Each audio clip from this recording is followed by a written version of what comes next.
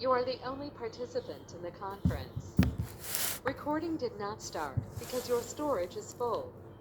Please log in and delete recordings or purchase more storage from your account.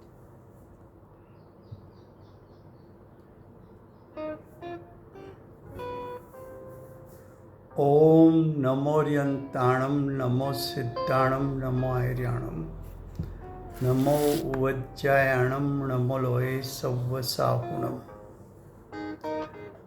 मंगलम भगवान वीरो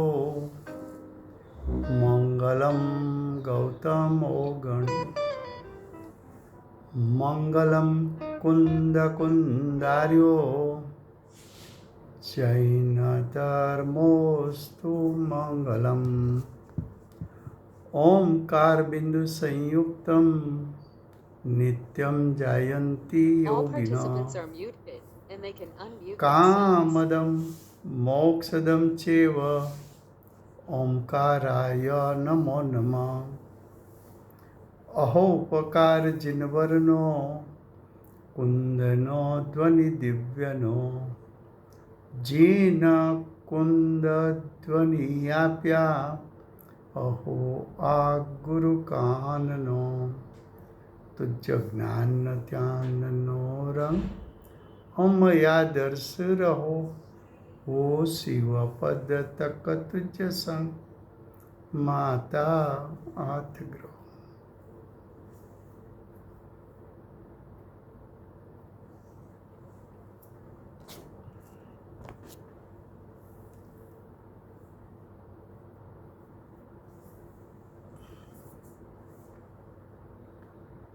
ये समयसार नाम का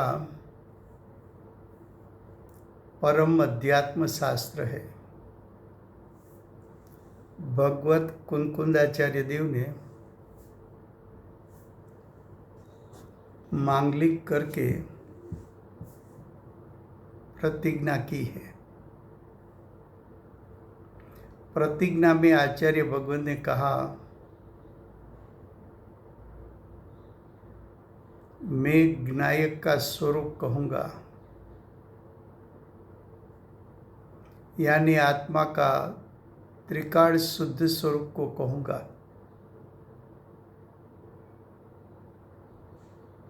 ऐसे समयसार शास्त्र में चौथा अधिकार आश्रव अधिकार चलता है। आश्रव अधिकार पे विषय चलता है ज्ञानी निराश्रव कैसे हैं, ज्ञानी राग द्वेष रहित कैसे हैं, ज्ञानी नए कर्म के बंध रहित कैसे हैं। इसमें श्लोक चलता है 116, उसका भावार्थ पेज 272।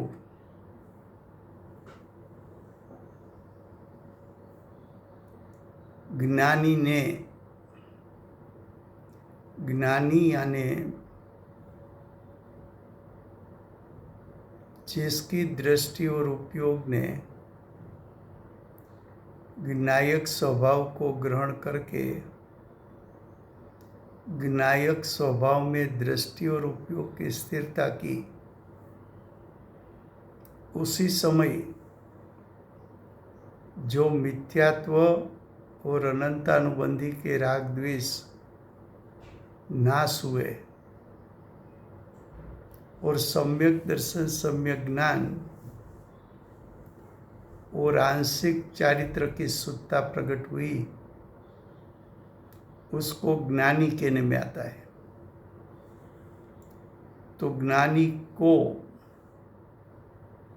समस्त राग को है ही जाना है। देखो क्या लिखा है, समस्त राग है ही करने जैसा है, छोड़ने जैसा है, ऐसा जाना है। सब राग छूट गया ऐसा नहीं लिखा है। क्या कहा? ज्ञानी यानी साधक तो चौथे गुणस्थान पर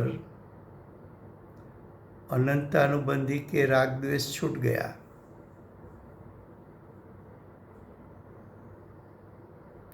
तो चौथे गुणस्थान में अनंतानुबंधी के राग द्वेष को हे करके त्याग कर दिया, लेकिन अप्रत्याख्यान प्रत्याख्यान संजोलन का राग द्वेष जो विद्यमान है उसको ज्ञानी ने निर्विकल्प दशा में जाना कि ये अप्रत्याख्यान प्रत्याख्यान संजोलन के राग द्वेष है और वो राग द्वेष स्वभाव रूप परिणाम का घातक है, ऐसा भी जाना। ये राग द्वेष विकार है, विभाव है, अल्प संसार का कारण है, ऐसा भी जाना। तो राग द्वेष का जो स्वरूप जाना, उस पर से ज्ञानी ने निर्णय किया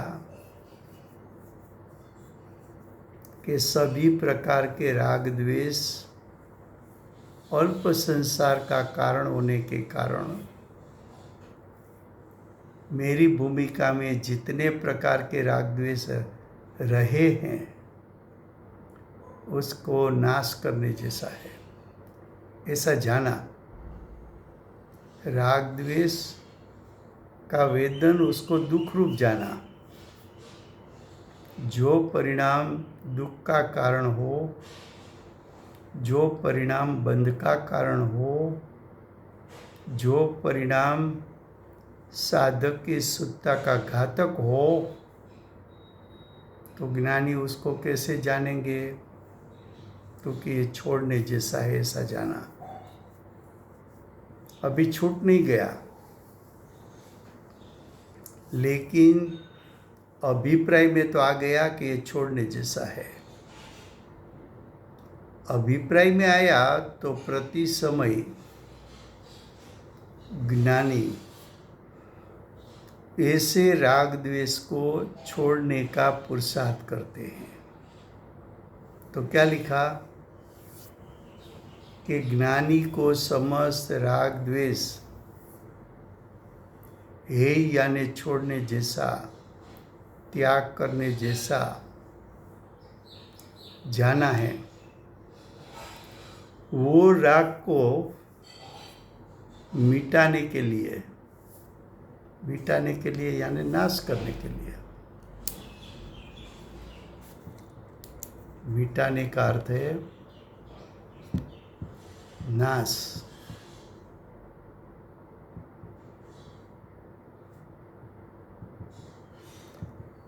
उद्यम किया।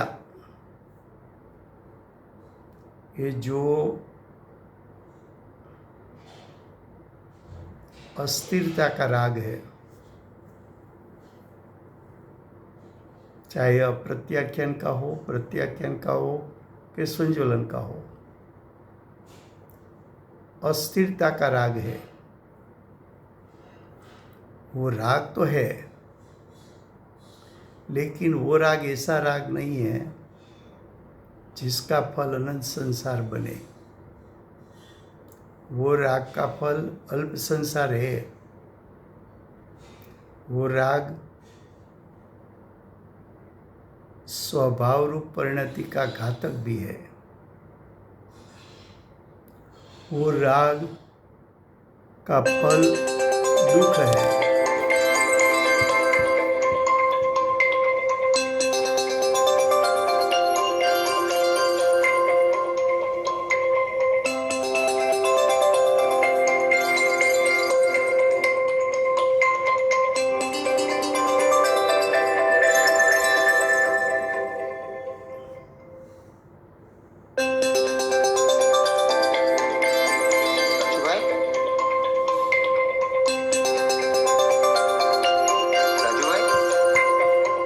મુકેશભાઈ 5 વાગ્યા પછી કરું.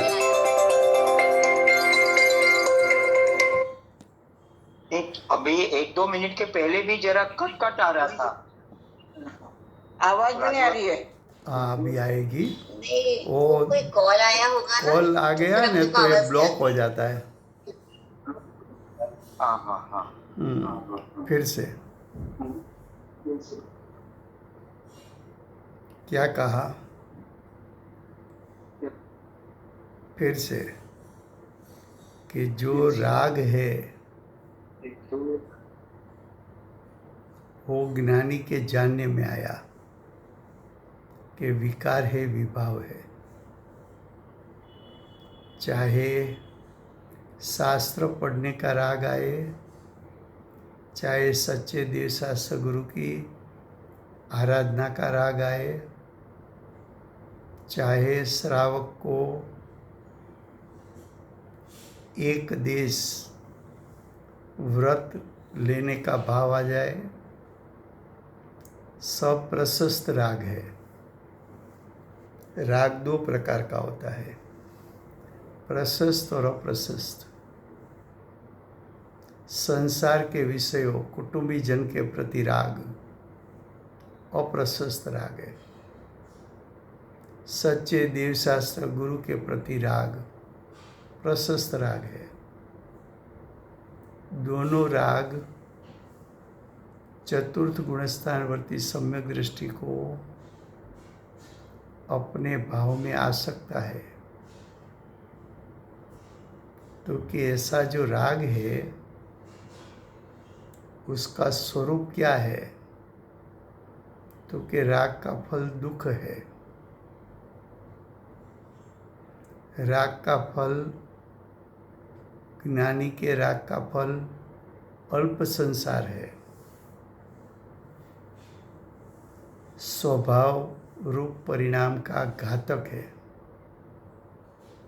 सब ज्ञानी जानते हैं ये. राग के स्वरूप को अच्छी तरह ज्ञानी जानते हैं.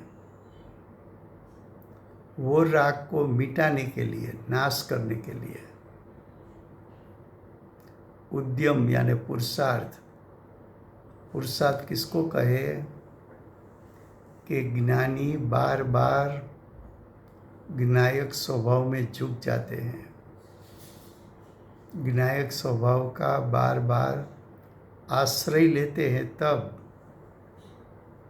राग का नाश होता जाता है. तो कि उसको मिटाने के लिए उद्यम किया और उद्यम करते रहते हैं. उसको यानी ज्ञानी को आश्रव भाव की भावना का अभिप्राय नहीं. क्या कहा? कि ज्ञानी को राग द्वेष की रुचि नहीं है. राग द्वेष की रुचि नहीं है, उसका अर्थ कि राग द्वेष चाहे अस्थिरता का भी हो, वो भी ज्ञानी को करने जैसा लगता नहीं है, जहर जैसा लगता है. तो कि उसकी रुचि नहीं है. और राग करने जैसा है ऐसा ज्ञानी को अभिप्राय भी नहीं है.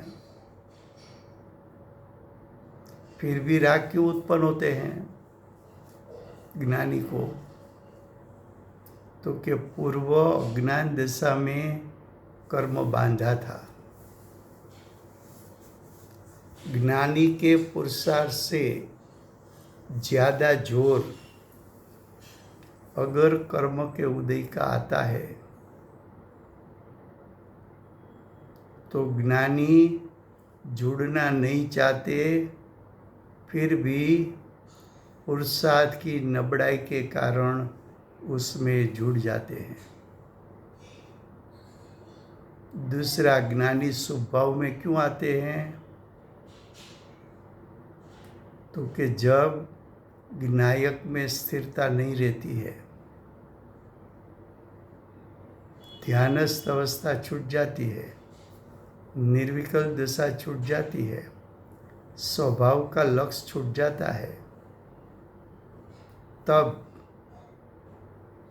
अशुभ भाव में ज्ञानी जाना नहीं चाहते। इसलिए शुभ भाव बीच में आता है, करना नहीं चाहते, करने जैसा नहीं लगता। तो क्या बताया कि उसको यानी ज्ञानी को आश्रव की भावना का अभिप्राय नहीं, इसलिए वो सदा निराश्रव केने में आया है। राग करने का अभिप्राय का अभाव तो अभिप्राय अपेक्षा से, श्रद्धा अपेक्षा से, प्रतीति अपेक्षा से, दृष्टि अपेक्षा से ज्ञानी को निराश्रव, आश्रव रहित कहने में आता है। फिर से गुजराती में भावार्थ। જ્ઞાનીએ સમસ્ત રાગને હે જાણ્યો છે. શું લખ્યું છે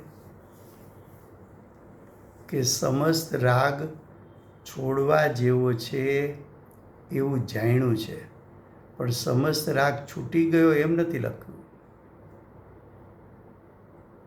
એમ કેમ?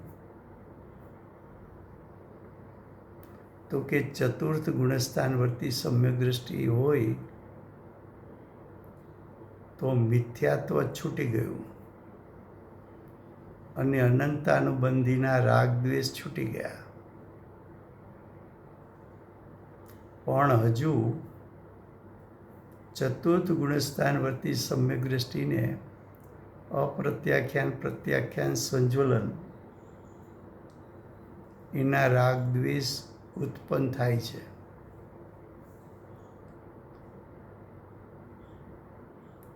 તો જ્ઞાની સમ્યક દ્રષ્ટિ અપ્રત્યાખ્યાન, પ્રત્યાખ્યાન, સંજ્વલનના રાગ દ્વેષનું સ્વરૂપ કઈ રીતે જાણે છે, એ સ્વરૂપ એને કેવું લાગે છે જાણતા?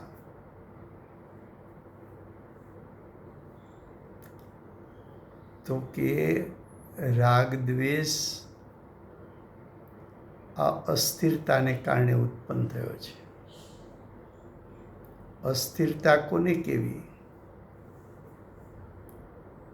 તો કે જ્ઞાનીનો પુરુષાર્થ અને કર્મના ઉદયનું જોર, એમાં કર્મના ઉદયનું જોર વધારે હોય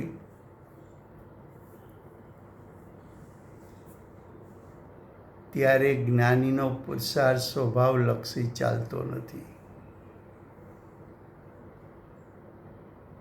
એને કર્મની બળજોરી કહેવામાં આવે છે. એને જ્ઞાનીના પુરુષાર્થની નબળાઈ કહેવામાં આવે છે.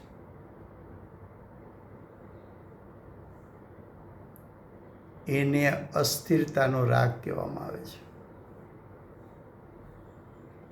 હવે અસ્થિરતાનો રાગ છે, આ રાગ છે, રાગને રાગપણે જ્ઞાની જાણે, કારણ કે જ્ઞાની પાસે સમ્યક જ્ઞાન છે. હવે રાગનું સ્વરૂપ કેવું જણાય છે? તો જ્ઞાનીને ખ્યાલમાં છે, જ્ઞાનમાં છે કે રાગ વિકાર છે, વિભાવ છે, કર્મના ઉદયમાં જોડાઈને ઉત્પન્ન થયો છે, માટે પરપરિણતિ છે, પરવૃત્તિ છે. આ ઉત્પન્ન થયેલો રાગ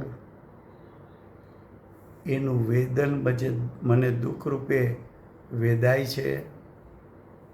આ ઉત્પન્ન થયેલો રાગ મારા સ્વભાવરૂપ પરિણામનો ઘાતક છે. આવું જાણ્યું. જાણ્યા પછી જ્ઞાનીએ શું કર્યું? તો કે આવું સ્વરૂપ જાણે તો જ્ઞાની ત્યાર પછી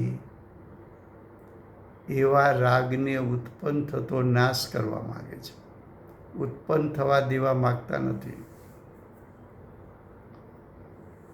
તો કે એનો નાશ કઈ રીતે થશે? તો કે વારંવાર જ્ઞાયક સ્વભાવનું રટણ કરીને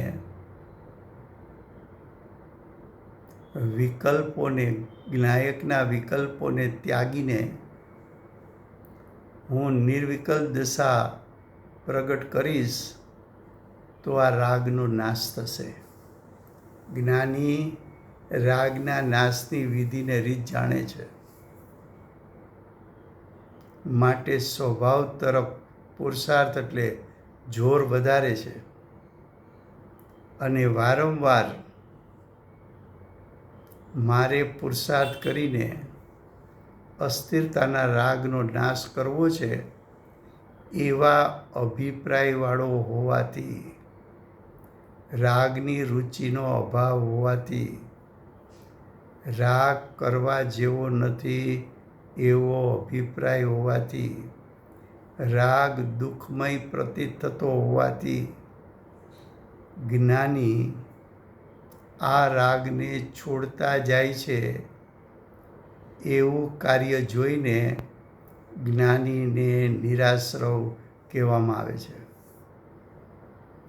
આશ્રવ રહિત, ભાવાશ્રવ એટલે રાગદ્વેષ રહિત, દ્રવ્ય આશ્રવ રહિત એટલે નવા કર્મને જ્ઞાની બાંધતા નથી.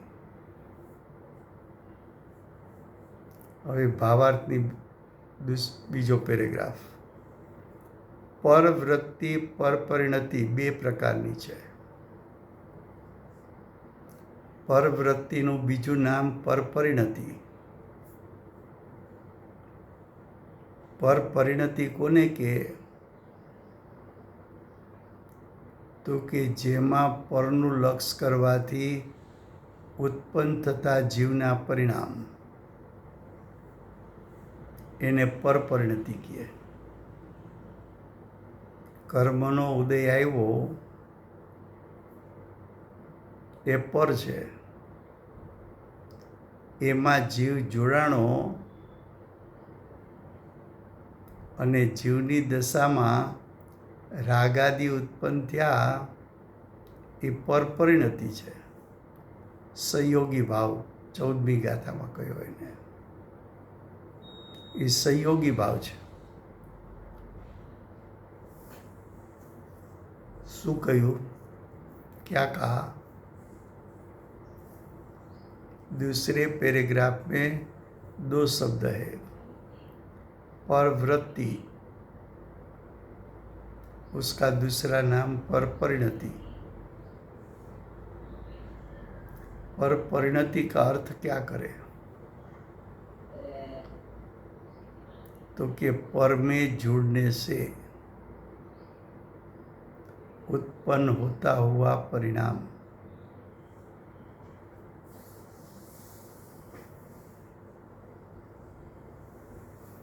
पर में यानी कर्म के उदय में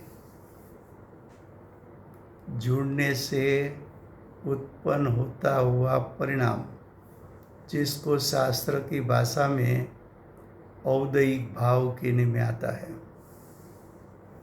तो जो औदयिक भाव उत्पन्न हुआ वो जीव की सत्ता में उत्पन्न हुआ, पर के लक्ष्य से उत्पन्न हुआ, इसलिए उसको पर परिणति कहा. अब पर परिणति 2 प्रकार की है. अश्रद्धा रूप. अश्रद्धा का अर्थ है मिथ्यात्व.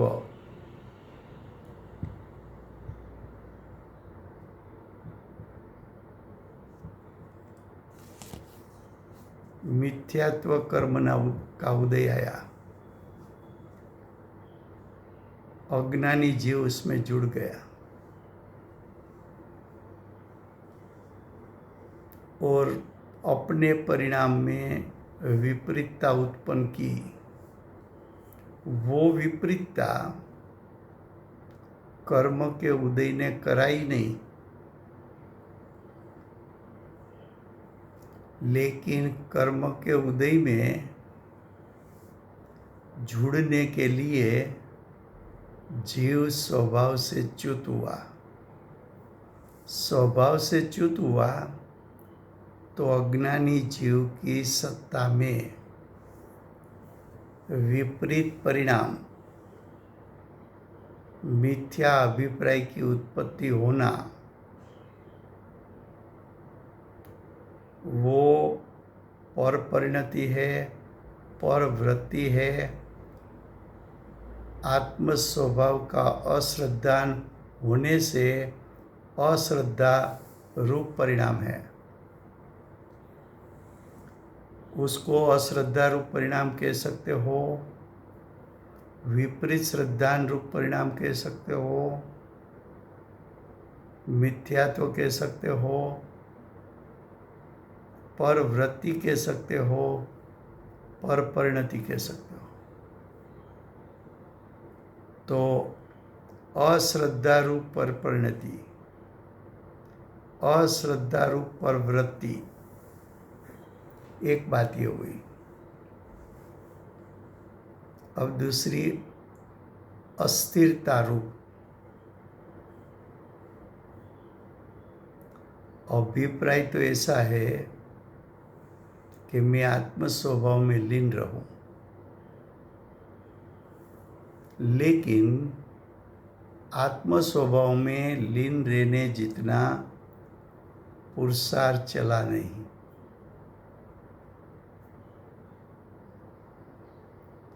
कब चला नहीं?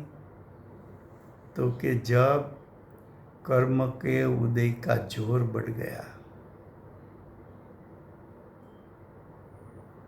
तो कर्म के उदय की तीव्रता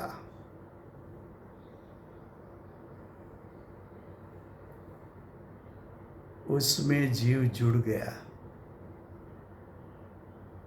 अभिप्राय तो है आत्मा के स्वभाव में रहो,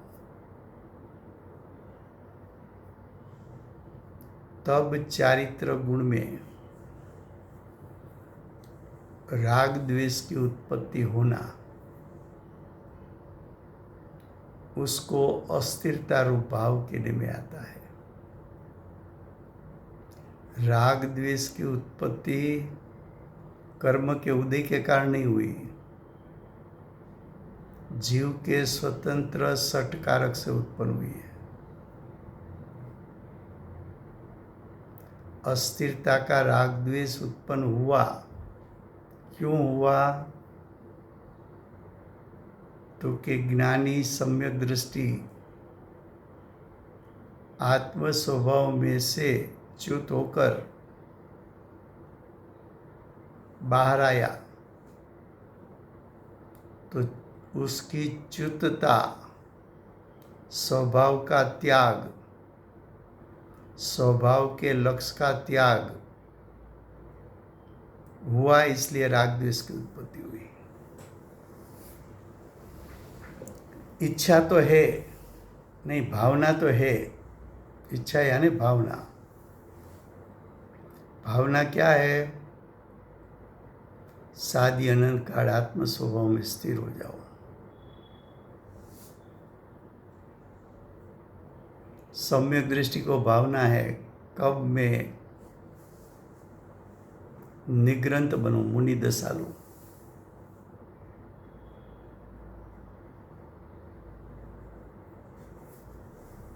तो जो अस्थिरता उत्पन्न हुई, तब ज्ञायक स्वभाव का लक्ष्य नहीं है, कर्म के उदय का लक्ष्य है। तो अस्थिरता रूप। अब आगे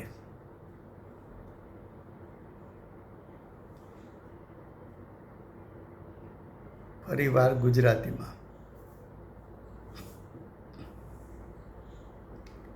पर परिणति બે પ્રકારની છે।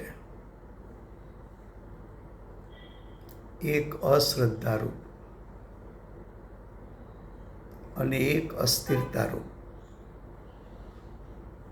અશ્રદ્ધારૂપનો અર્થ છે મિથ્યાત્વ રૂપે પરિણમવું, વિપરીત દશા રૂપે પરિણમવું, અને અસ્થિરતા રૂપ એટલે રાગદ્વેષ રૂપે પરિણમવું. અશ્રદ્ધારૂપ પરિણામ શ્રદ્ધા ગુણના છે. અસ્થિરતા રૂપના પરિણામ ચારિત્ર ગુણના પરિણામ છે.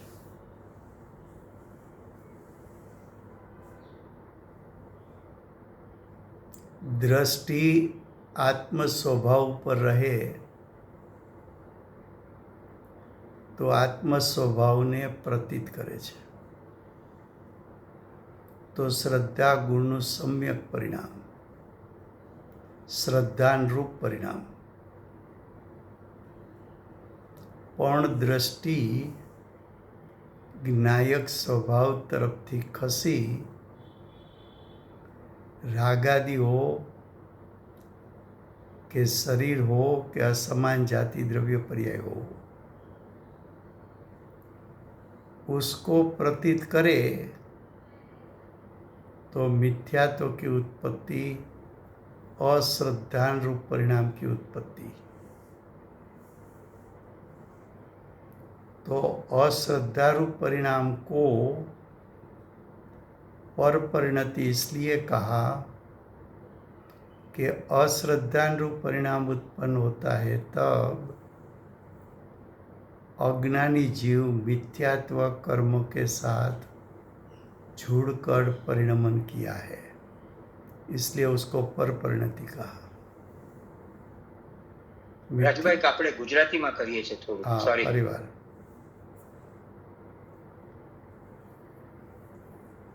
અશ્રદ્ધારૂપ પરિણામ એટલે શું?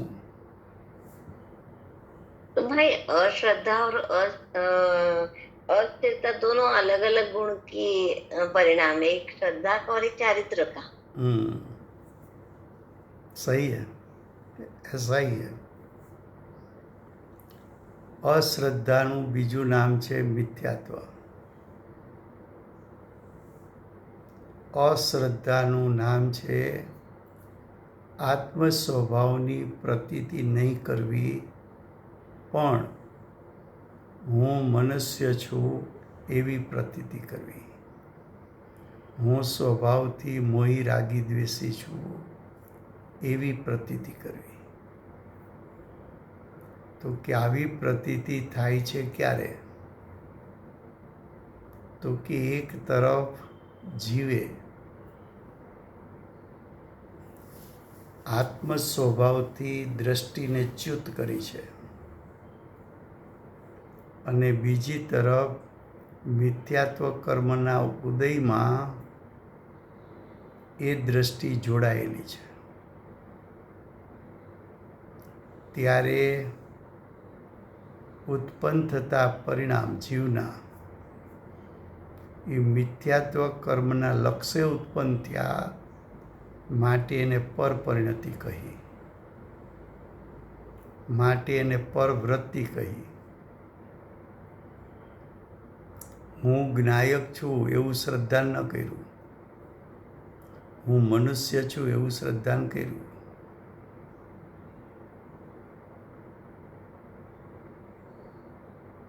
હું ત્રિકાળ શુદ્ધ છું એવું શ્રદ્ધાન ન કર્યું, હું રાગાદિ સ્વરૂપે છું એવું શ્રદ્ધાન કર્યું. તો એ અશ્રદ્ધા રૂપ પરિણામ એ શ્રદ્ધા ગુણનું વિપરીત પરિણામ એટલે મિથ્યાત્વ છે. ને મિથ્યાત્વને પરવૃત્તિ પરપરિણતિ કહી. હવે ચારિત્ર ગુણ. તો કે ચારિત્ર ગુણ જો સ્વમાં સ્થિરતા કરે તો ચારિત્ર ગુણના શુદ્ધ પરિણામ ઉત્પન્ન થાય.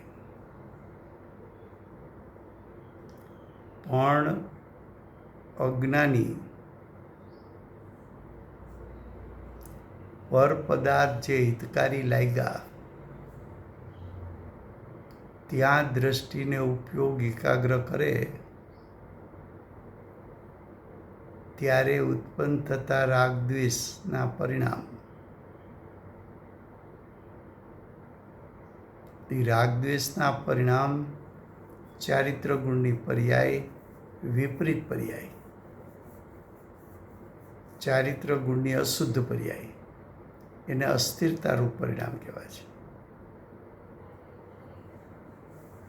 ત્યારે ચારિત્ર મોની કર્મના ઉદયમાં જીવ જોડાયેલો છે, એને અસ્થિરતારૂપ પરિણામ કહેવાય છે. તો પરવૃત્તિ પરપરિણતિ બે પ્રકારની. શ્રદ્ધા અપેક્ષા એ પરપરિણતિ, ચારિત્ર અપેક્ષા એ પરપરિણતિ. શ્રદ્ધા અપેક્ષા એ પરપરિણતિને અશ્રદ્ધારૂપ પરિણામ કહ્યા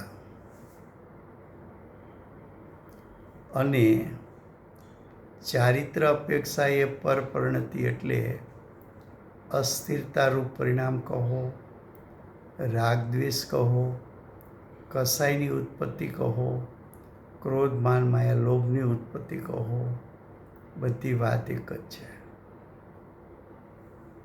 હવે આગળ કહે છે અબાગે,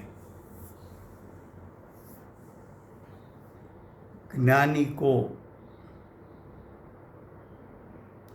अश्रद्धारूप प्रवृत्ति छोड़ दिया है. क्या कहा? ज्ञानी. ज्ञानी को तो ज्ञायक प्रतीति में आया है. मैं ज्ञायक हूँ ये भाव ज्ञानी को शादी अनंत काल प्रति समय छूटेगा नहीं कि मैं ज्ञायक हूँ. चाहे ज्ञानी सविकल दशा में हो, चाहे ज्ञानी निर्विकल दशा में हो. तो किसी को प्रश्न होगा कि ज्ञानी सविकल दशा में आए तभी क्या मैं ज्ञायक हूँ ऐसा रहेगा? तो कि जब प्रथम बार ज्ञानी को आत्मा का अनुभव हुआ तब मेरा ज्ञायक शरीर से भिन्न है, मेरा ज्ञायक विभाव विकार मोह राग द्वेष से भिन्न है, ऐसा ज्ञायक की प्रतीति और ऐसा ज्ञायक का स्वरूप उसने अनुभूति के काल में जान लिया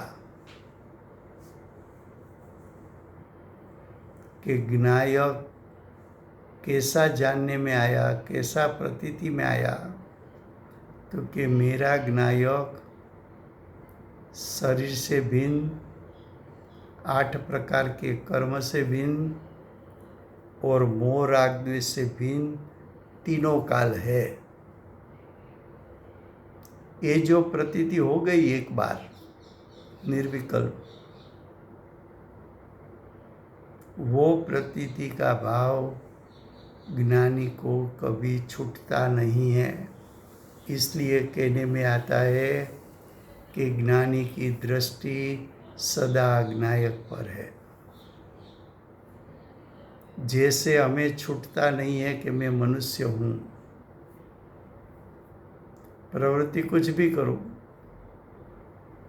चाहे स्वाध्याय करूँ, भक्ति करूँ, पूजा करूँ, स्वाध्याय में उपयोग को लीन कर दूँ, फिर भी मैं मनुष्य हूँ ये हमारे भाव में से छूटता नहीं. ऐसी प्रतीति हमें विपरीत प्रतीति अनादि से है. तो ज्ञानी को एक बार सम्यक दर्शन हुआ और मानव को ज्ञानी को 15 भव के बाद मोक्ष हुआ. तो 15 भव में कभी भी मैं ज्ञायक हूँ ऐसी प्रतीति ज्ञानी को छूटती नहीं है। तो ज्ञानी ने अश्रद्धा रूप परवृत्ति छोड़ी है।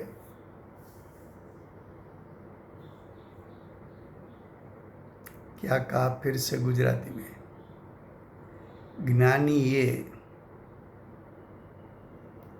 જ્ઞાની એટલે ચતુર્થ ગુણસ્થાનવર્તી સમ્યક દ્રષ્ટિ હોય કે પંચમ ગુણસ્થાનવર્તી હોય કે છઠ્ઠે સાતમે ઝૂલનારા મુનિ હોય, કોઈ પણ જ્ઞાની કોને કહ્યો? તો કે અનુભૂતિના કાળે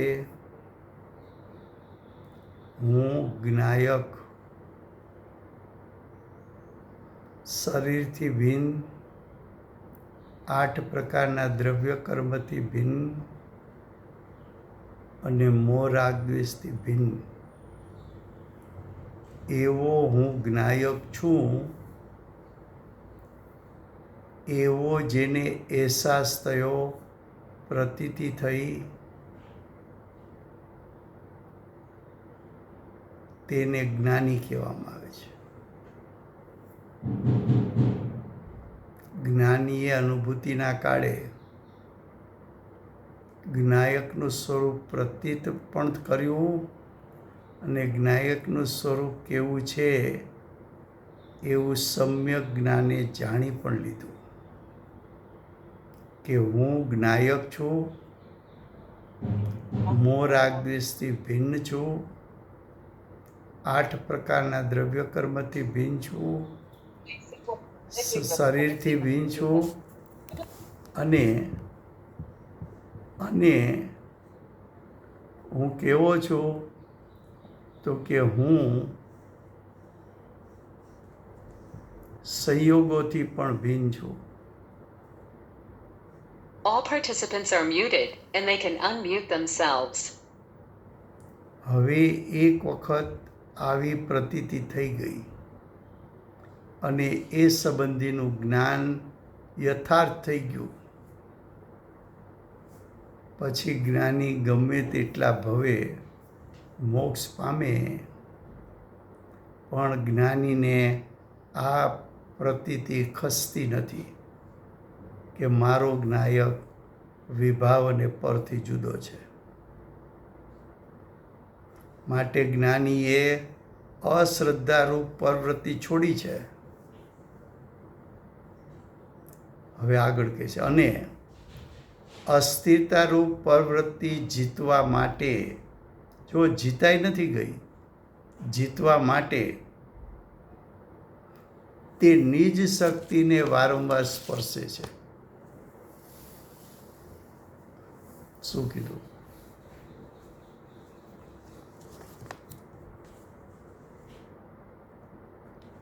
કે બાકી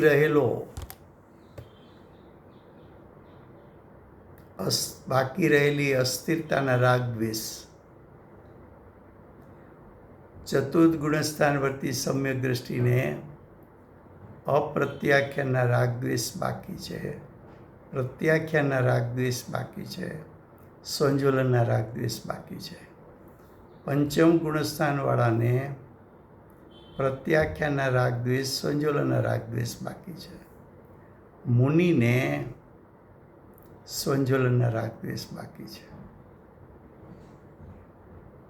ત્રણેયને અસ્થિરતાના રાગ દ્વેષ કહેવાય, ચાહે અપ્રત્યાખ્યાન હોય, પ્રત્યાખ્યાન હોય કે સંજોલન ના હોય. અપ્રત્યાખ્યાનનો રાગ દ્વેષ પ્રત્યાખ્યાનના રાગ દ્વેષ કરતાં તીવ્ર છે અને પ્રત્યાખ્યાનનો રાગ દ્વેષ સંજોલનના રાગ દ્વેષ કરતાં તીવ્ર છે. હવે શ્રાવકને, પંચમ ગુણસ્થાનવાળાને અણુવ્રત પાલન કરવાનો ભાવ આવ્યો તો એ રાગ છે.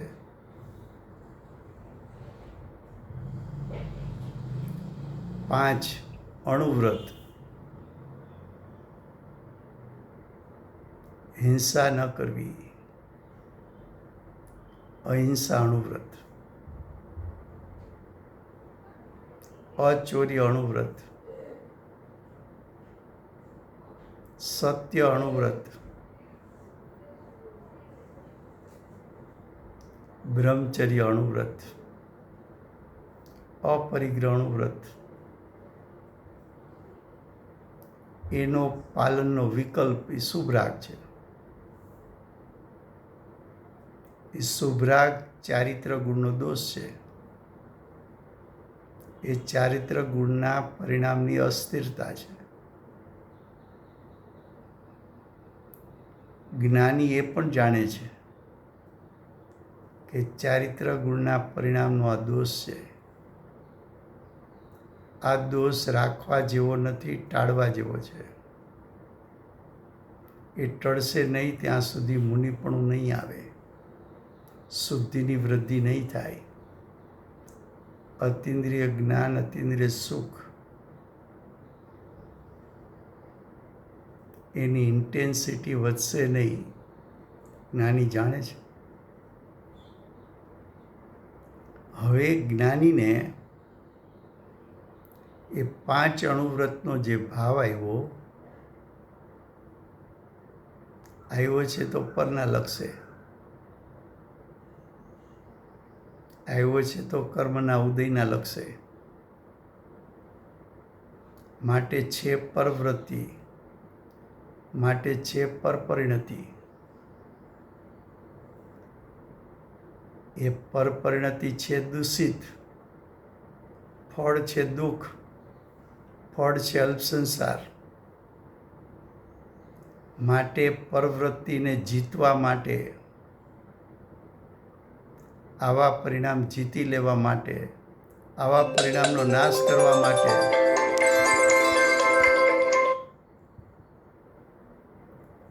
આવા પરિણામનો નાશ કરવા માટે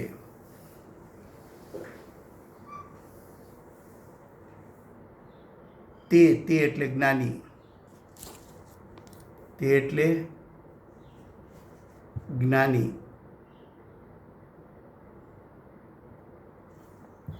નિજ શક્તિને, નિજ શક્તિ એટલે ઉપાદાન,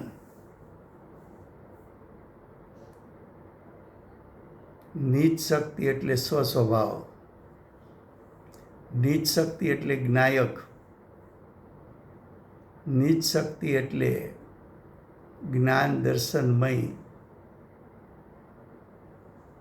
मैं चैतन्य हूँ.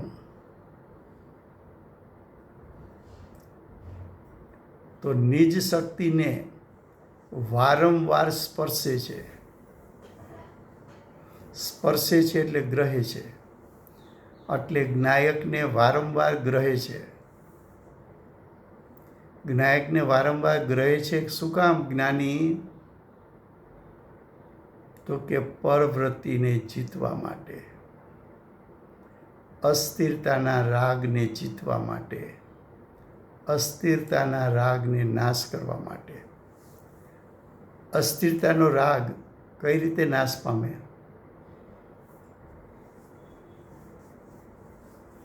તો કે અસ્થિરતાના રાગને નાશ કરવાની વિધિ એક જ છે કે તારા ઉત્પન્ન થતા પરિણામ જ્ઞાયક સ્વભાવને સ્પર્શે. તારા ઉત્પન્ન થતા પરિણામ જ્ઞાયક સ્વભાવને ગ્રહે. તારા ઉત્પન્ન થતા પરિણામ જ્ઞાયક સ્વભાવમાં સ્થિર થાય. એટલે પરવૃત્તિની જગ્યાએ સ્વવૃત્તિ ઉત્પન્ન થતાં, શુદ્ધતા પ્રગટ થતાં રાગ દ્વેષ ઉત્પન્ન થઈ શકતા નથી. તો કે છે તે નિજ શક્તિને વારંવાર સ્પર્શે છે, અર્થાત પરપરિણતિને સ્વરૂપ પ્રતિ વારંવાર વાળ્યા કરે છે. શું કીધું? કે પર પરિણતિને એટલે રાગાદી પરિણામને સ્વરૂપ પ્રતિ, સ્વરૂપ એટલે સ્વસ્વભાવ પ્રતિ વારંવાર વાળ્યા કરે છે. હવે તો જ્ઞાયકની રુચિ થઈ છે, માટે ઉપયોગ પણ વારંવાર કઈ તરફ ચાલ્યો જશે? તો કે સ્વભાવ તરફ. જ્ઞાયકની રુચિ કેમ થઈ ગઈ? તો કે જ્ઞાયકની રુચિ થઈ ત્યારે જે અતિન્દ્રિય જ્ઞાન, અતિન્દ્રિય સુખનું વેદન થયું હતું એ આસ્વાદ લીધો તો, એટલે વારંવાર રુચિ આત્મ સ્વભાવની હોવાથી દ્રષ્ટિ તો આત્મા ઉપરથી ખસતી નથી, પણ ઉપયોગ પણ બહારથી સંકેલાઈને આત્મ સ્વભાવ સન્મુખ વારંવાર થયા કરે છે. આત્મ સ્વભાવ સન્મુખ થતાં સ્વવૃત્તિ ઉત્પન્ન થતાં, એટલે કે સ્વભાવને અનુસરીને પરિણામની ઉત્પત્તિ થતાં, એટલે કે વિતરાગતા ઉત્પન્ન થતાં રાગ દ્વેષ ઉત્પન્ન થઈ શકતા નથી. આ રીતે સકળ પરવૃત્તિને ઉખેડીને, શું કહ્યું? સકળ પરવૃત્તિ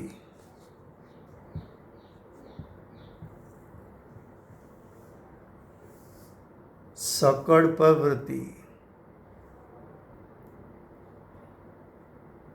પરવૃત્તિ એટલે રાગાદી પરિણામ, એટલે સર્વ પ્રકારના રાગાદી પરિણામ, ચાહે અપ્રત્યાખ્યાન હોય, પ્રત્યાખ્યાન હોય કે સંજ્વલન, એ બધાના પરિણામને જળ મૂળમાંથી ઉખેડીને એટલે નાશ કરીને કેવળ જ્ઞાન પ્રગટાવે છે.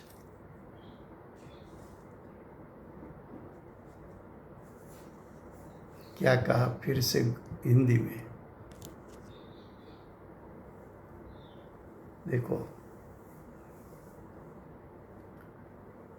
अस्थिरता रूप परवृत्ति को जीतने के लिए, यानी परवृत्ति को हराने के लिए वो यानी ज्ञानी निज शक्ति को, निज शक्ति का दूसरा नाम है स्वशक्ति, तीसरा नाम है उपादान, चौथा नाम है ज्ञायक, पांचवा नाम है ज्ञान दर्शनमय स्वभाव त्रिकाल परिपूर्ण शुद्ध, वो निज शक्ति है. तो अब ज्ञानी ने क्या किया कि प्रवृत्ति का त्याग करना है, राग आदि का त्याग करना है, विकार का त्याग करना है, विभाव का त्याग करना है. तो कि पर के लक्ष्य से विभाव उत्पन्न होता है, उसका अर्थ स्व का लक्ष्य करने से विभाव का नाश होगा और वितरागता प्रकट होगी. तो अब ज्ञानी निज शक्ति को बार बार स्पर्शता है, उसका अर्थ निज ज्ञायक को ग्रहता है, निज ज्ञायक का ध्यान करते हैं, निज ज्ञायक में एकाग्रता करते हैं, निज ज्ञायक का आश्रय अवलंबन लेते हैं, निज ज्ञायक में रुचि पूर्वक स्थिरता करते हैं. अब परिणाम की उत्पत्ति हुई, वो उत्पन्न होने के साथ ज्ञायक में स्थिरता पा गई. तो क्या हुआ कि पर परिणति को पहले परिणाम उत्पन्न होता था और कर्म के उदय में जुड़ जाता था, उसको हमने पर परिणति कहा था। वो पर परिणति स्वरूप यानी स्वभाव, स्वस्वभाव प्रति का अर्थ है स्वस्वभाव की ओर बारंबार झुकाता है। अब वृत्ति को कहाँ झुकाया? विनायक स्वभाव में। तो बार बार स्वभाव में वृत्ति झुक गई तो क्या हुआ?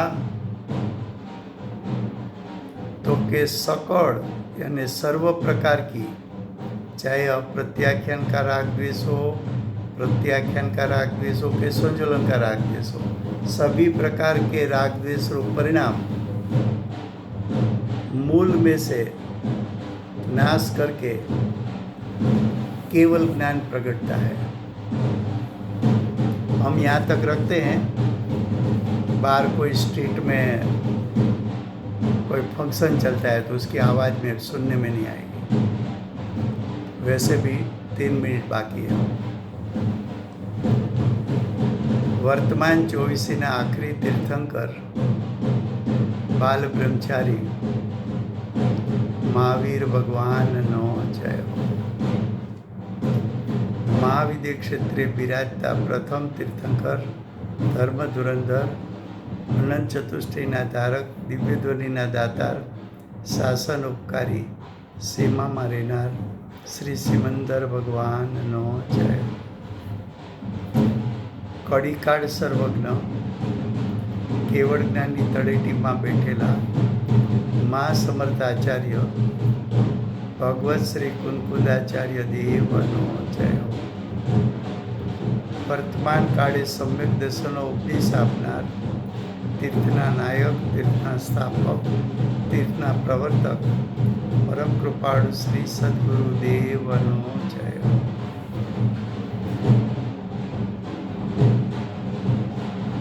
પૂજ્ય ગુરુદેવના શિષ્યમાં શિરોમણી સ્વાનુભવ યુક્ત જાતિસ્મરણ જ્ઞાન યુક્ત પ્રસમમૂર્તિ ભગવતી માતનો જય हो।